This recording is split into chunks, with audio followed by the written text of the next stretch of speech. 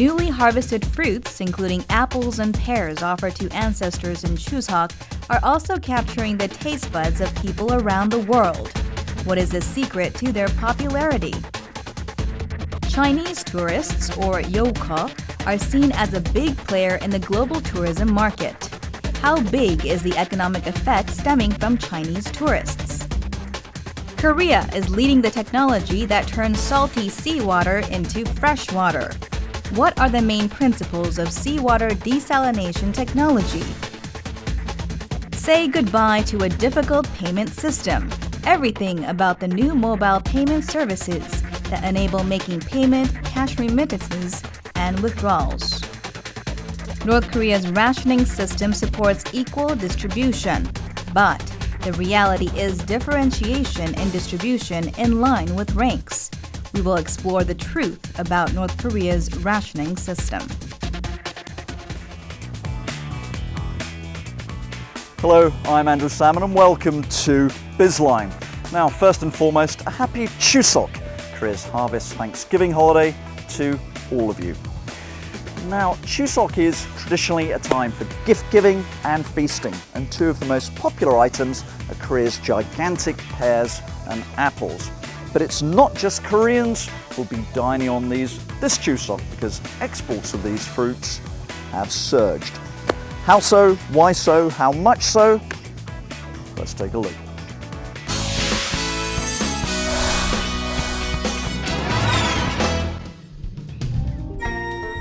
With Korea's major traditional holiday, Chuseok, just around the corner, the season of harvest, autumn, is here.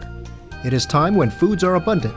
Ripe, seasonal fruits like pears and apples are quite popular this time of the year in Korea, but recently they are also a hit in global markets. We visited a famous pear farm in Naju, Jeollanam-do province. Clusters of ripe, appetizing pears kissed by the sun throughout the summer are showing off their plump figures. It was a good harvest year for pears. They were especially sweet this year because of the exceptionally hot weather. But all of these pears will be sold abroad, not in Korea. 저희 농장은 수출 전업농 단지여가지고요. 60% 이상은 미국이나 대만, 애국 수출로 전량 내고 있습니다. 출하러 가고 있습니다. They are selected to represent the country and boost its prestige. Now, Korean fruits are igniting another Hallyu, or Korean wave. Korean fruits are quickly making inroads into the global markets. With unique Korean flavors that have captured the taste buds of foreigners, more and more Korean fruits are being exported. The country's fruit exports totaled $233.39 million last year, up 50.7% from 2008. 최근 들어서 과일 수출이 굉장히 많이 신장이 됐습니다. 굉장히 많이 신장된 것은 사실인데, 과거에는 사실은 이제 밀어내기식 수출, 이제 국내에 농산물이 많이 남았을 때 이것을 처리하는 방법으로 수출을 했는데, 최근에는 품질도 좋아지고요. 그다음에 안전성도 확보되다 보니까 농가 입장에서는 수출하는 것이 더 유리한 측면도 있습니다. 그러다 보니까 수출이 과일 같은 경우 특히 더 확대된 측면이 있습니다. Among them, the most popular fruit is the pear. The Korean pear is delightfully crisp and has an excellent flavor that fills your mouth with a sweet gush of juice. In the U.S. market, it is also known as the sand pear, as its skin is sand-colored. 근데 우리나라 배 같은 경우는 그 육질이 연하고 또 주세하고 하니까는 그 서양인들이 이걸 한번 먹어보면은 계속 리오다가 되더란 얘기죠. 그래서 리마글로벌이 오랜 기간 아니지만은 그 서양인들을 상대로 해서 계속 저희들이 홍보 시퀀스를 했습니다. 그러다 보니까는 그쪽으로 지금 많은 확대가 되어가는 그런 상황입니다. Last year, Korea exported a total of $54.87 million worth of pears to Taiwan and the U.S. They are the biggest importers of Korean pears. Taiwan doesn't produce many pears, but imports more than 70% of pears from Korea. The U.S., which doesn't impose tariffs on Korean pears, is another major consumer. Together with the Naju Pear Agricultural Cooperative Association and the Pear Export Research Team at Jeonnam National University, fruit exporter Rima Global, which is one of the largest Korean exporters, has selected 400 farms that specialize in exports. The company is exporting pears purchased from these farms on a contract basis. 저희 리마글로벌이 수출하는 것은 우리나라 배 수출 물량의 약 한 15% 정도 되는 양인데요. 우리나라가 배 수출하는 게 지금 한 2만 5천 톤 정도 됩니다. 그 중에서 저희들이 지금 한 4천 톤 정도 수출하고 있고, 수출 국가는 대만하고 미국, 거의 한 70% 정도, 나머지 30%는 홍콩, 인도네시아, 호주, 뉴질랜드 해서 약 한 10개국 정도 수출하고 있습니다. After bringing pears from the farms, the company takes off their fruit protection bags, removes their stems, and sorts them, thoroughly checking their sugar content, shape, and if they are damaged by insects. Freshness is essential to fruits. They are placed in refrigerated containers and shipped overseas to endure long voyages. Korean pears are a big hit as they are stored in their best shape when they taste the best and are shipped overseas. Not satisfied with its current export volume, Rima Global is stepping up its efforts to promote its fruits. It is increasing supplies by steadily holding exhibitions or tasting events. Local consumers have been responding quite favorably. 매년 저희들 하고 있지만은 폭발적입니다. 사실은 제가 작년도에 2,000톤 정도 했는데 연간 4,000톤까지 올리는 것은 이런 시식회라든지 박람회가 있고 정부와 도움이 있기 때문에 저희가 할 수 있는 거거든요. 그래서 앞으로도 그렇게 같이 협조하는 것이 굉장히 중요하다고 생각합니다. Demand for Korean apples is also rising from overseas as they are known to have excellent taste and nutrition thanks to adequate soil and environment. The country's exports of apples, which sharply fell in 2012, turned higher in 2013. Exports of strawberries are also rapidly increasing. Thanks to their firm fruit flesh, they are delightful to bite into. They are especially gaining large popularity in Southeast Asia, with exports reaching $28.56 million last year. Korea is targeting to export $100 million worth of strawberries by 2022. But we still have a long way to go until the Hallyu for Korean fruits reaches its peak. We need to diversify items and countries to export, develop new varieties of fruits, and prepare for possible rapid changes stemming from opening of the markets under free trade agreements. 향후 수출은 반드시 필요하고요. 또 앞으로 증가할 겁니다. 그러기 위해서는 지금 현대 시스템에다가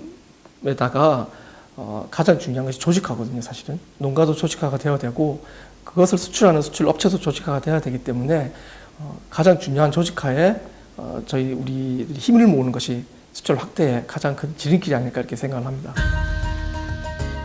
The Korean fruit wave is spreading throughout the world. We look forward to seeing the sweet success of K-fruits, set to become the next driving force of Hallyu.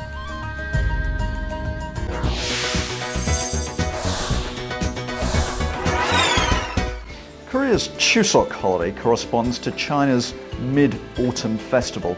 And during this period, Chinese tourists are expected and hoped to surge into Korea. And just as China is Korea's largest trade partner, so too do Chinese tourists represent the single largest national tranche of foreign visitors to this country. So, who are these Chinese tourists? What do they want? How much do they spend? What is their future economic potential? And perhaps most importantly, how can Korea attract more of them? These are some of the questions we have for our guest today. He is the Dean at the College of Hotel and Tourism Management at Kyung University in Seoul. Dr. Kim Chul-won, welcome, or welcome back to Bizline. Okay, nice meeting you. Okay, well, thanks for joining us. Now, everyone knows China is a surging economic superpower, is a monster demographic power. So clearly, the Chinese outbound tourism market is a significant one. Can you give us some figures? I mean, how big actually is this? As you mentioned, China is an economic superpower as well as a demographic giant. So China was expressed a long time ago as a sleeping tourism giant. However, it's no more as a sleeping tourism giant. Right. It's a number of Chinese outbound travel is growing year by year. Yeah. Just to look at the number of overseas travel by Chinese and how much they spend. It's around 98.2 million tourists went abroad last year. Okay. Yeah, it's 80%, 18% increase compared to last year. That's the trend will be expanded to further, expand further. You know, it's I think it's according to the United Nations World Tourism Organizations. This year, 2014 alone, more than 116 million Chinese tourists 116 million, okay. will go abroad Okay. with a spending power of $160 billion. 160 billion US. Yeah, right. That is a massive market. Right. I've heard it said, or I've read, that the Chinese tourist is going to change the global tourism sector. Is that true? And if so, how so? Absolutely, that is true. Yeah. Because it's the pattern of Chinese travel to overseas country is very diverse. They go to every country. The spread is across the world. It's changed the whole global travel market in the world. So they really make a big significance to change the global travel market in the world. Okay. Now, how much does the average Chinese tourist spend in Korea, and how would you compare that to Japanese? How much does the average Chinese tourist, spend? How would you compare that to Japanese tourists, Europeans, Americans, Southeast Asians, and so on? Similar spending patterns or a little lower? Yeah. According to some statistics published recently, the Chinese spend on an average of 2,003 US dollars on a one-time travel based in Korea. 2,300 US. Yeah, Okay. that in comparison to the American spendings, which stands at around $1,500 So US the dollar Chinese are last spending year. more. That Right. surprises me. Japanese Okay. actually spend is about $1,000, which is half amount of Chinese spendings. Really? Okay. Well, that's surprising. I'd Why is thought it that. Chinese tourists spend more money year by year? Okay, so it's not just a volume market, it's a high value added market too. Okay, let's talk about the economic impact of Chinese tourists here in Korea. A recent research report was published by the Korea Institute for Industrial Economics and Trade said that Chinese tourists have created more than 13 trillion won, or about $1.3 billion, in production inducing effects in Korea. What does a production-inducing effect mean, basically? It's a production-inducing effect. It means that it's by spending is by the foreigners. It's gonna induce some production in Korea. So production-inducing effect is very, very important in the tourism sector. It's gonna be it is related to value-added effects, also in job creation, things that. So, according to the Economic Research Institute surveys, that is last year, Chinese tourists create more than $130 billion in terms of producing inducing effects. Yeah, about $1.3 billion. $1.3 billion. Yeah. It's going to be big, significant numbers. According to the stats, between 2010 and 2013, the production-inducing effect of this Chinese tourism influx was about 140%. 140% in 3 years. What happened between 2010 and 2013 to get this sudden surge? As you know, as you mentioned, that is China is an economic superpower, is a demographic giants. They have a purchasing power to travel overseas. They spend more money, with every country across the world. Particularly, they spend more money in Korea. So there is an increasing number of overseas travel by Chinese. That's going to be very, very important. Also. Korea has been trying to attract more Chinese tourists, is offering many active promotion targeting different groups, and also as well as we make some attractive activity or campaign, something like that. Okay, but of course we've got the Incheon Asian Games coming up here, and of course Hallyu is a massive success in China. What's Korea doing to attract Chinese tourists? Korea is actually doing many ways in terms of a promotion or a policy implementation. For example, Korea trying to expand more multiple visa system.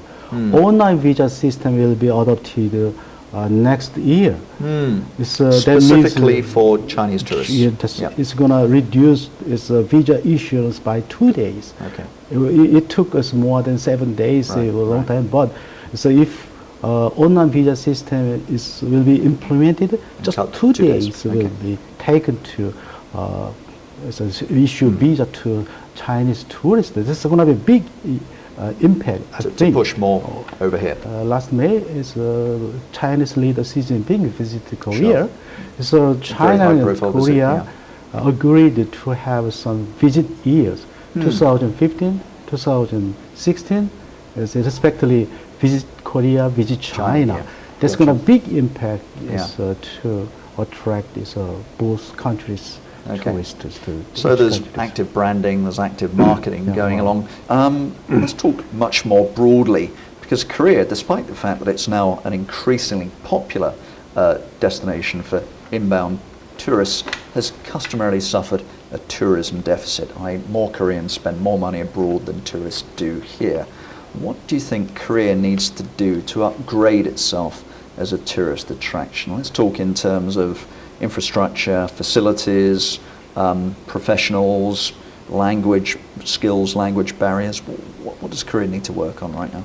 In Korea, as a tourism deficit is a very serious problem. But by nature is Korean people trying to spend more money in our overseas country. That's the main one issue. However, Koreans are popular tourists for that reason. Yes, Korean tourism policy has a focus on just quantitative, orientation rather than qualitative issues. In order to enhance the spendings by the foreigners, we got to focus on quality tourism. We got to manage our quality of our tourism product and service. We set up some regular staff professionals in tourism areas. There's a lot of the temporary workers has some problem. So we got to focus on quality tourism. For the solve that is trade deficit. So part of that you just mentioned is the training of tourism professionals in the service sector. Any other areas? What about the physical facilities, the infrastructure, hotels, restaurants, even resorts and so forth? Are they adequate? Mainly Chinese tourists to visit Korea as a complaint.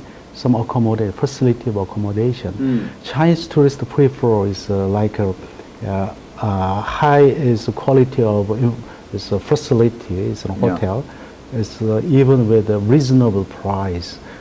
But its price is so higher compared to China. So we gotta provide more adequate suitable accommodation facility to the at the mid-price range. Right, mid-price range. But mid-price does not mean it's low quality. It's high is facilities, high is needed. 3-star type. Right. Hotels also, some food maybe is not satisfactory as a factor to the Chinese tourists. So we gotta provide more. Food that Chinese tourists like it. Food and drink is that's not a big factor. However, in order to attract more foreign tourists as well as Chinese tourists, Korea should focus on establishing comfort resort areas like MICE cluster. MICE stands for convention, meeting, and incentive travel. So MICE cluster should be established employing some entertainment facility or some like a casino or some nice resort things that those is all under one roof. Hardware infrastructure may be a big factor to accommodate more foreigners as well as Chinese tourists. Okay, well, finally, let me just ask you this. As of next year, Arirang TV will be launching a channel for Chinese tourists. Do you think that's going to make any difference? Yeah, sounds great. It's, it's media works very well. It's attracting, it's foreigners. Actually, media will provide more proper information about the Korean tourism. So, creating a Chinese language TV program, particularly for the attracting Chinese tourists, will be big factors, significant factors, is for the Korean tourism market. Dr. Kim, thank you very much once again for being on Bizline. Okay, thank you very much. Thank you. Okay. Okay.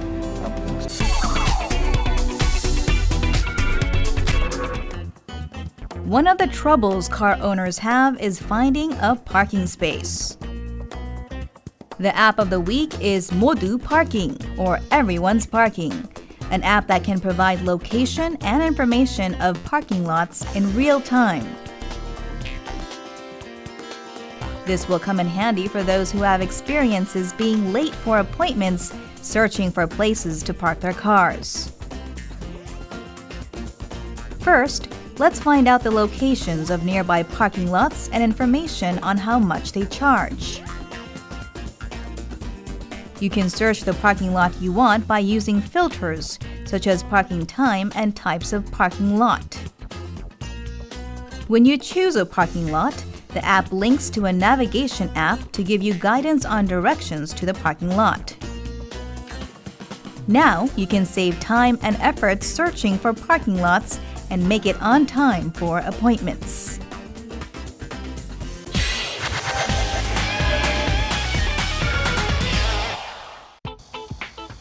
Although 70% of the globe's surface is covered in oceans, an increasing number of countries are suffering from shortages of drinking water. Hence, a technology which can convert undrinkable salt water into drinkable fresh water is becoming essential. And a number of countries and companies are involved in desalination research. And at the forefront among them is Korea. Water takes up 71% of the Earth's surface. The salty oceans account for 97%, just leaving 0.01% as drinkable for human inhabitants. But that much is also rapidly decreasing because of environmental pollution. More and more people are running short of the life-sustaining drink. Modern desalination technology poses a solution to water shortages around the world. A state-funded research center located at the Gwangju Institute of Science and Technology is commissioned by the government on a major state project to convert seawater to drinking water. 해수 담수화는 바닷물을 담수로 만드는 것입니다. 다시 말하면 담수라 함은 음용수를 포함한 우리가 필요로 하는 목적에 쓸 수 있는 물을 만드는 것을 해수 담수화라고 하는 것이죠. Humans cannot drink saline water, but when salt and other minerals are removed, seawater can be turned into fresh water. Now, this treatment is called the desalination, and there are several ways to make this work. Distillation is a process of boiling seawater, capturing the steam and condensing it back into water. It is one of the earliest forms of water treatment. 증발법은 물을 가열시켜가지고 수증기를 만들고 수증기를 다시 냉각시켜가지고 순수한 물을 만드는 것입니다. 이 열 에너지를 이용해서 해수를 끓이고 해수를 끓이면 순수한 물이 수증기 형태로 발생이 되고 이 수증기는 다시 찬 물과 만나가지고 그 냉각이 돼서 순수한 물로 변화가 되게 됩니다. Distillation is the most popular water treatment, taking up 2/3 of desalinated water output around the world. But heating a large scale of seawater to be useful to large populations requires enormous amount of fuel energy. Thermal desalination is mostly used in the Middle East, covered with deserts rich in oil but short in water supplies. The boilers are called artificial oases. 발전소에는 우리가 패스팀이나 버려지는 열 에너지가 상당히 많이 있습니다. 그래서 이 열 에너지를 이용해 가지고 물을 끓이게 됩니다. 그럴 경우에 만약에 이런 스팀이 공급되지 않은 상황에서 그 증발식을 적용하게 될 경우에 1톤의 담수를 생산하기 위해서 약 10kW 이상의 그 전력이 소모가 되게 되겠습니다. More energy efficient ways to convert seawater is reverse osmosis, which can have energy use than traditional heating. It is a technology to force seawater through a semi-permeable membrane in order to filter out the dissolved salts and minerals. 우리가 더러운 물 쪽에 일정 이상 압력을 가하게 되면 더러운 물이 물 속에 있는 이온은 반투과성막에 의해서 걸러지고 그쪽에 있는 순수한 물만 그 깨끗한 물 쪽으로 흘러 들어가게 됩니다. 이거를 거꾸로 압력을 가한다고 해서 삼투압의 반대를 가한다고 해서 역삼투압이라고 하는 것입니다. Semi-permeable membrane is the central technology in this highly sophisticated reverse osmosis technology. 반토막의 특성이라고 하자면 가장 중요한 부분이 선택성이라는 부분입니다. 이 선택성은 결국 이 반토막의 표면의 공극이 매우 작아서 물은 투과가 되고 염은 제거가 되는 그런 원리인데요. 일반적으로 역삼투법에서 사용하는 이 반토막은 그 제거율이 약 한 99.5% 이상 일반적으로 나오고 있습니다. The experiment shows that saline concentration in the water that had been purified through semi-permeable membrane is 100% lower than seawater. Reverse osmosis requires high maintenance costs because semi-permeable membrane needs to be replaced periodically. But it consumes less electricity because it does not require thermal energy. About 65% of desalination plants around the world use reverse osmosis technology. Why are countries so eager to develop the new ways to purify or desalinate seawater? According to the Organization of Economic Cooperation and Development, half of the world population would be living in severe water stress by the year 2030. This is why the desalination market is rapidly growing. Korea's Tusan Heavy Industries is atop in the global desalination market.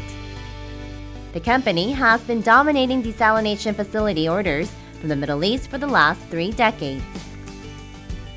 저희 회사는 1990년도 초에 진입을 해서 지금까지 약 30개 정도 대형 플랜트를 공급을 했습니다. 전 세계 지역에 약 30개 정도 플랜트를 공급을 했고 총 담수 생산량으로 따져보면은 약 한 670만 톤 정도 되고요. 이걸 식수 인원으로 따져보면은 하루에 약 1,700만 명이 먹고 사용할 수 있는 그런 물량입니다. Tusan excels in all existing desalination technologies: distillation, reverse osmosis, and hybrid. It has been at the forefront in spreading advanced Korean technology. 담수 공법의 3대 메이저 프로세스인 다단 증발법, 다단 효용 증발법, 역삼투압법 이런 3개 메이저 프로세스에 대한 원천 기술을 갖고 있거든요. 그래서 어떤 특정한 프로세스에 집중을 하기보다는 이러한 기술력을 바탕으로 해가지고 전 세계에 있는 고객들의 니즈에 부응하는 토탈 솔루션을 공급을 하는데 저희들이 주력을 하고 있습니다. Desalination technology is deemed optimal of a solution for water shortages around the world. This comes amid pressure of water sources from rapid urbanization, population growth, and changing economic dynamics. But desalinated process costs nearly 10 times more than normal purification treatments. But given active research and development, manufacturing costs will likely come down and accelerate commercial and industrial use of the technology. 2030년, 다시 말하면 20년 동안 2천만 톤의 물을 생산할 것으로 예측을 하고 있습니다. 향후에는 이 해수 담수의 기술이 소위 말해서 각 국가의 기후변화, 그 다음에 물 안보, 그 다음에 백년 빈도로 오는 홍수와 가뭄을 대비할 수 있는 유일한 기술로 남을 것으로 생각이 듭니다. A half-century has passed since modern technology has begun to convert seawater into drinkable fresh water on an industrial level. It can be one of mankind's biggest innovations to prepare human civilization against water shortfall catastrophes. Korea's technology can help pave the way.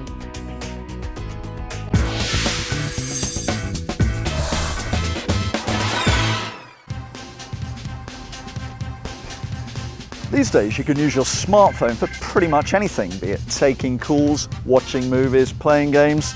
So why not use it as a mobile banking device too? Well, in fact, smart wallets are now being used for everything to withdraw money, deposit money, save points and make payments. So how are all these banking operations enabled through mobile devices? Let's check it out. It's that time of year again when families gather to celebrate a good harvest. During Chuseok holiday, older relatives give spending money to the young ones. But thanks to the development of technology, instead of giving out cash in person, people can give it using their smartphones. Nowadays, about 80% of people use smartphones and can use them to transfer money or make payments with a mobile wallet service.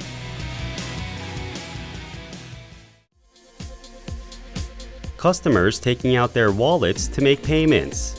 Most of them use cash or credit cards, but there is a new option being introduced and its use is spreading fast.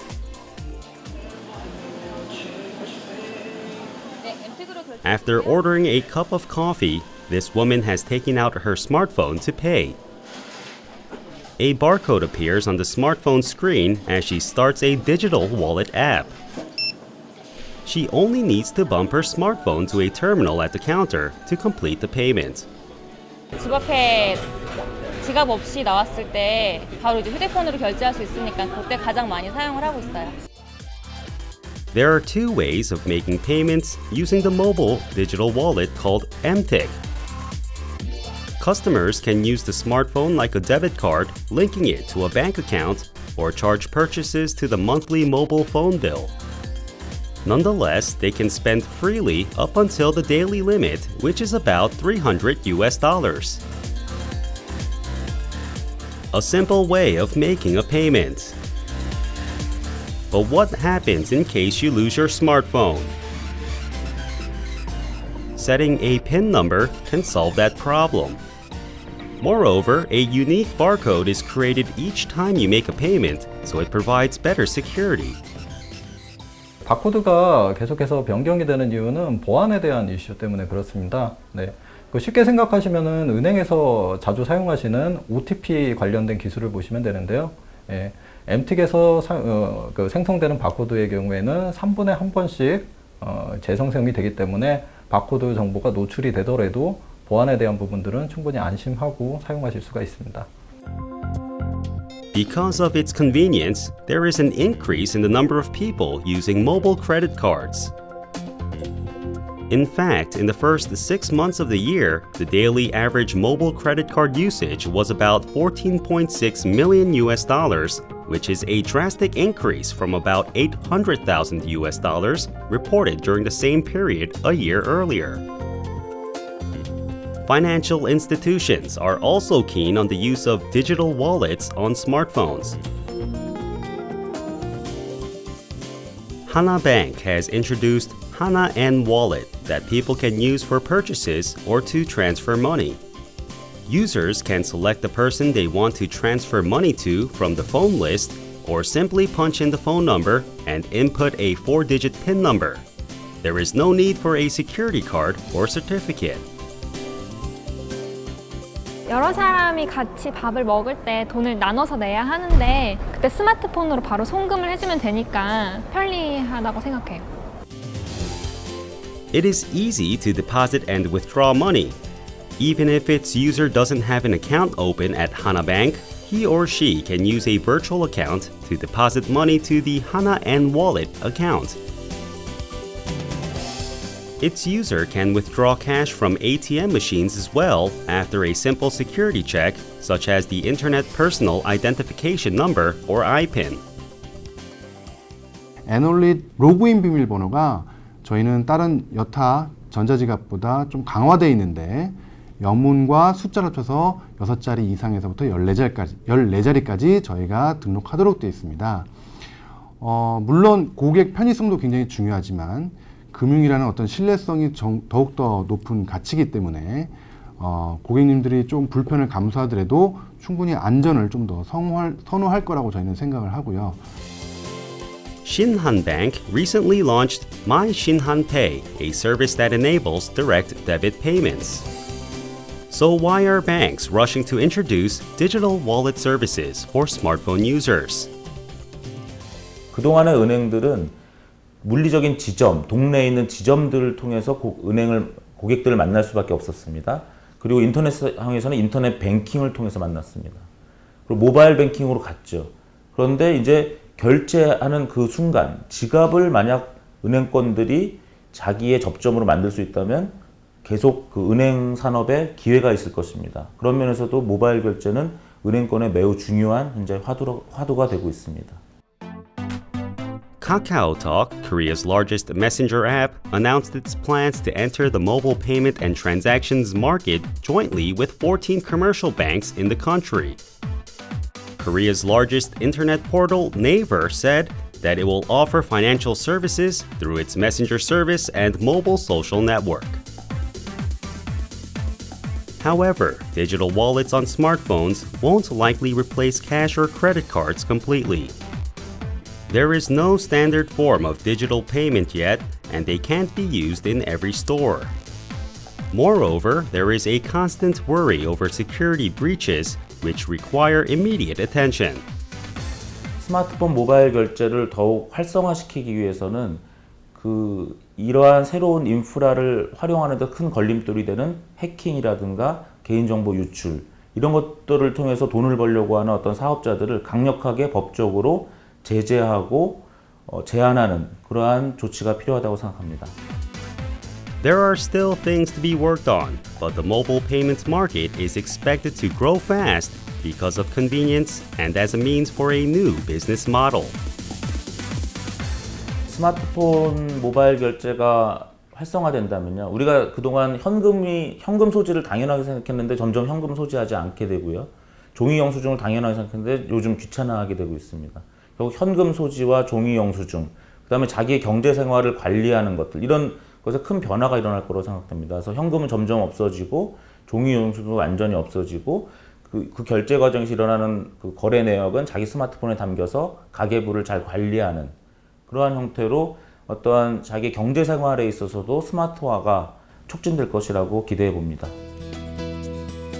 Wallets will get thinner or even disappear altogether. Digital wallet services on smartphones with the development of information and communications technology is working to change the future of the financial industry.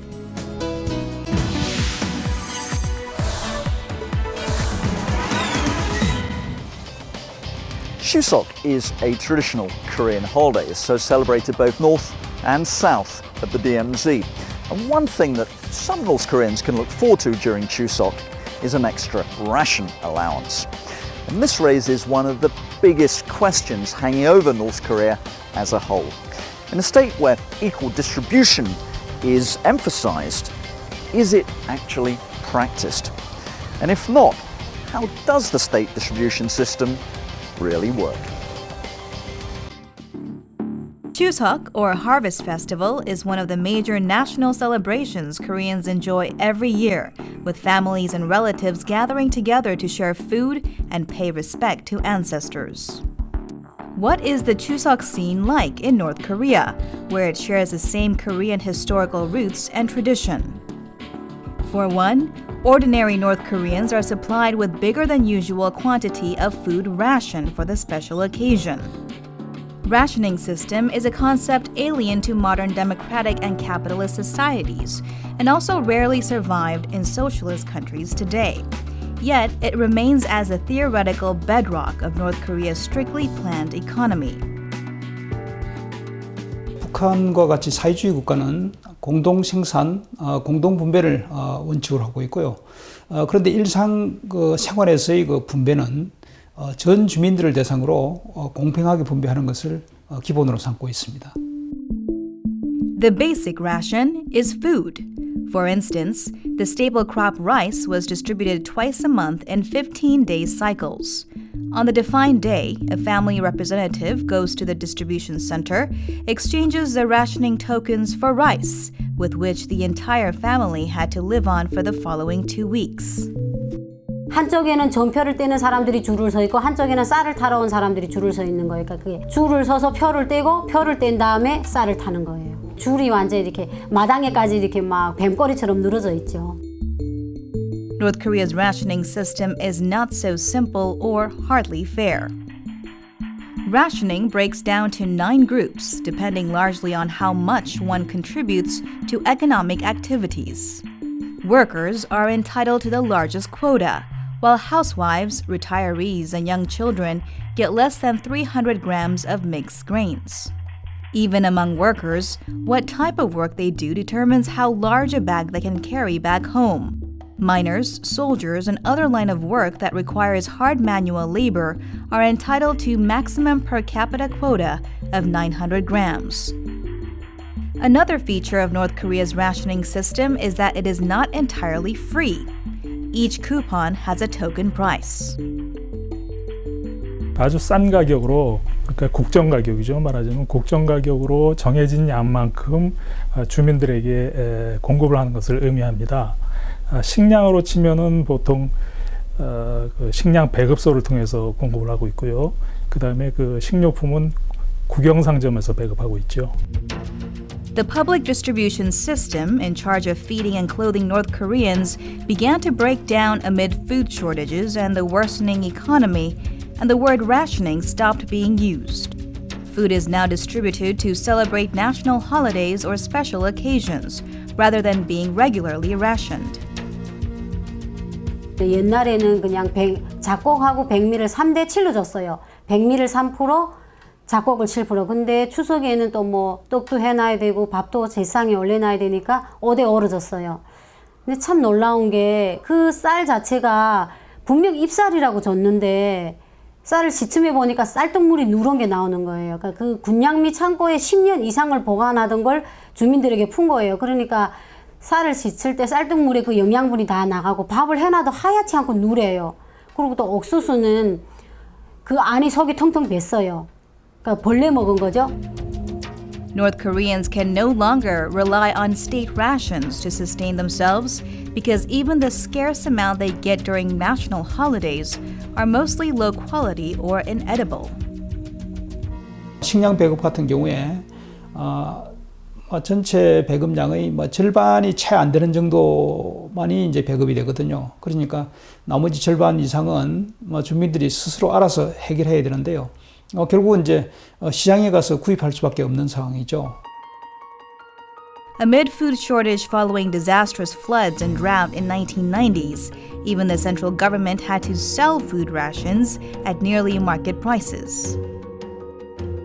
공급량이 부족하다 보니까 또 재원이 없다 보니까 어쩔 수 없이 세대주한테는 원래 그 배급 싼 가격으로 하고 가족들에게는 그런 싼 가격이 아닌 시장 가격에 유사한 그것보다는 약간 싼 가격으로 공급을 하는 이런 그 형태가 지금도 이어져 오고 있습니다. In principle, the North Korean state must provide for food for its 24 million people. But 1/3 of North Korean residents are undernourished. How much food do North Koreans actually get from the state? 북한 당국이 1인당 배급 목표를 식량 1일 약 580g 정도 그렇게 배급 목표를 정하고 있는데 실제로 배급은 130g 내지 100g 정도 수준에서 이루어지고 있거든요. The 100 grams of rice a North Korean gets is just enough to fill half of a cup when cooked. It contains 366 calories, which can hardly be called a generous day's meal to sustain an adult who needs at least 2,000 calories a day. According to monitoring by the UN Food Program, food distributions have increased since Kim Jong-un succeeded to power. Watchers attribute the improvement to better crop. 김정은 정권 이후에 포존 담당 책임제를 도입을 했는데 한 2가족 내지 3가족 정도로 구성을 해서 그들의 경쟁력을 높이려고 경쟁을 붙이는 겁니다. 그런데 최근 지난해 북한의 작황이 그렇게 좋았던 것은 이런 그 제도적인 그 개편이 아니더라도 날씨가 워낙 좋았기 때문에 그런 것이고. Food supplies, however, still fall far short of North Korea's original target, as well as the minimum 600 grams recommended by the World Food Program. Moreover, the rations consist of low-quality grains. 야, 닭모이 준다. 자꾸 흩어져 이렇게 사는 사람을 가끔씩은 모여야 되니까 그걸 이용해서 닭모이처럼 명절미를 며칠분씩 푸는 거예요. 그러니까 사람들은 그냥 배급이란 말을 안 하고 뭐 명절미 며칠분 준대 또 닭모이처럼 주겠구나 이렇게 말을 해요. 현재까지. 배급 제도를 포기하지는 않았지만 시장 경제가 밑으로부터 활성화되면서 배급량은 점점 줄어들고 있습니다. 그래서 그 북한 주민들이 식량이라든지 식료품을 배급에 의존하는 비중이 점차 낮아지고, 그런데 이런 거로 저런 거 다 따져봐도 식량 부족 현상은 북한 전체에 해당되는 것이기 때문에 북한 주민이 식료품이라든지 식량을 충분히 원하는 대로 구입할 수는 없는 실정입니다. The North Korean regime stubbornly clings onto the antiquated rationing system, even though it only exists in name. Meanwhile, its people have come up with their own devices to buy food, either at unaffordable prices in markets or starve.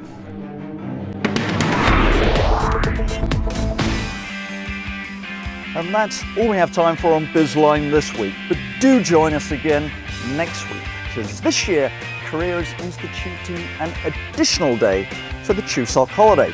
What economic impact will this have? What impact will it have on domestic consumption?